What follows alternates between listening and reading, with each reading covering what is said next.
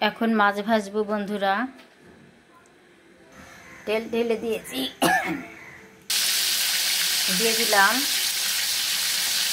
দেখো কত সুন্দর মাছ ভাজা হয়ে গেছে। এটা আমরা খালি মুখে খাবো, মানে ভাত দিয়ে খাবো। আমার মেয়ে মাছের রান্না দেখা পছন্দ করছে না, বলছে মাছ ভালো লাগে না। তো দেখো সুন্দর করে ভেজে নিলাম। তো কার কার এরকম মাছ ভাজা খেতে পছন্দ কমেন্ট করে জানাবা।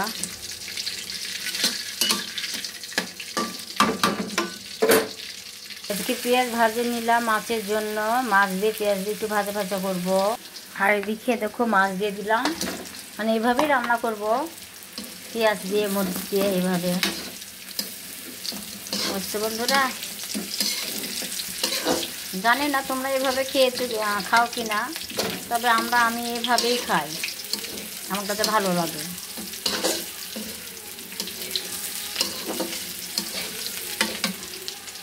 তারপরে একটু গুঁড়া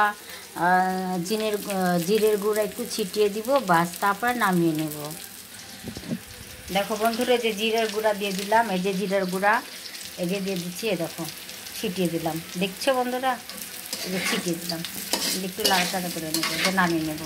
দেখো বন্ধুরা, এইভাবেই আমি খাবো, সেজন্য এভাবে করলাম। আর এদিকে বন্ধুরা 3টা মাছ আমি একটু সিদ্ধ করে নেব মশলা দিয়ে। যেন এটা যখন গলে যাবে তখন হচ্ছে এটাকে আমি থেতা করে ভালো করে কষিয়ে আমি হচ্ছে মিষ্টি কুমড়া দিয়ে দেবো। এই সেই মিষ্টি কুমড়া দিয়ে মাছের রান্না করবো আজকে আমি। এই যে মাছ ভেঙে ফেলছি এভাবে ভেঙে ফেলে যখন একদম তেল চলে আসবে তখন আমি মিষ্টি কুমড়াটা দিয়ে দেবো।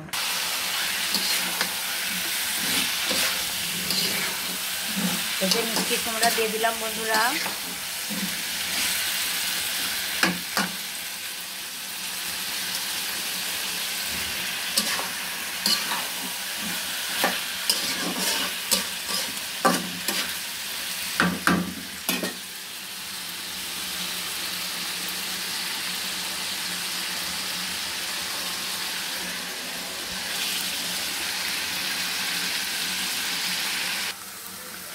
এতে একটু জিরা ছিটিয়ে দিলাম, হয়ে এসেছে মিষ্টি কুমড়া দিয়ে মাছের ঘাটি।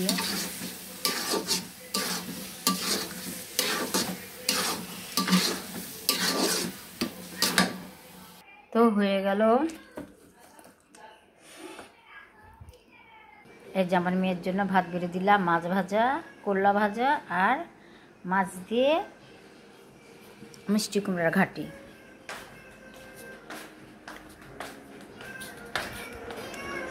না আম্মু কেন টেবিলে বসে খাতাক, এই টিভি দেখবে, এই যে 24 ঘন্টায় টিভি দেখবে, আর এই যে এখানে বসে খাবে। দেখেন তো আমার চুনচুনি, খেয়ে দাও তো কেমন হয়েছে। করলা ভাজি, মাছ ভাজা আর হচ্ছে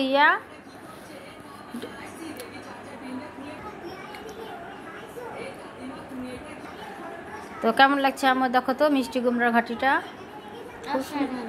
তো এতটুকুই ছিল। তো এখন আমি খাবো, আর যে আমার মেয়ে খাচ্ছে। তো এতটুকুই। আল্লাহ হাফেজ।